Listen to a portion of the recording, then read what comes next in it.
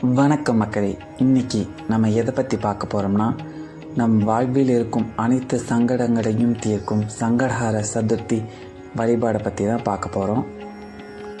பதிவுக்குள்ளே போகிறதுக்கு முன்னாடி நம்ம சேனலை சப்ஸ்கிரைப் பண்ணாதவங்க சப்ஸ்கிரைப் பண்ணிக்கோங்க. பெல் ஐக்கானை கிளிக் பண்ணாதவங்க கிளிக் பண்ணிக்கோங்க. அப்போ தான் நாங்கள் போடுற பதிவு உடனே உங்களை வந்து சேரும். வாங்க பதிவுக்குள்ளே போகலாம். நம்ம வாழ்க்கையில் கஷ்டங்கள் துன்பங்கள் தொடர்ந்து நம்மளைய ஆட்டி படைச்சிட்டே தான் இருக்குது. அதிலிருந்து நம்ம எப்படி தப்பிக்கிறதுன்னு நம்ம தெரியாமல் முழிச்சிட்ருப்போம். நம்மால் சரிப்படுத்த முடியாத கஷ்டங்களை கூட சரிப்படுத்தக்கூடிய ஒரே ஆள் விநாயகர் தான். விக்னங்களை தீர்க்கும் விக்னேஸ்வரன் அவருக்கு ஒரு நாமமே இருக்குது. அப்படிப்பட்ட விநாயகரை சாயங்காலம் சங்கடஹர சதுர்த்தி நேரத்தை வழிபட்டால் நம்மளோட கஷ்டங்கள் அனைத்துமே தீரும்னு முன்னோர்கள் சொல்லியிருக்காங்க. தெய்வங்கள்லேயே மிகவும் எளிமையான அன்பான தெய்வம்னா விநாயகர் தான். நம்ம அவருக்கு நிறையா செய்யணுங்கிற அவசியம் எப்போவுமே கிடையாது.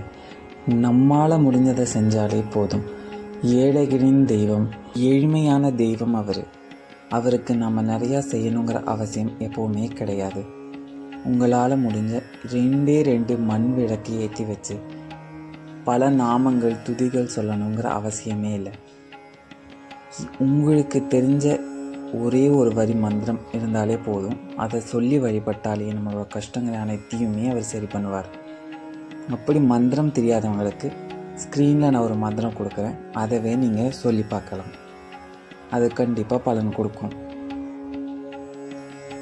மந்திரங்களில் எங்களுக்கு விருப்பம் இல்லை, தமிழ் சார்ந்தது எதுவாவது கொடுங்க அப்படின்னு சொன்னீங்கன்னா விநாயகர் அகவல் இருக்குது.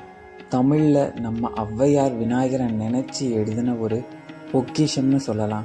விநாயகர் அகவலை நம்ம படிக்க நம்மளோட கஷ்டங்கள் எல்லாமே தீரும்.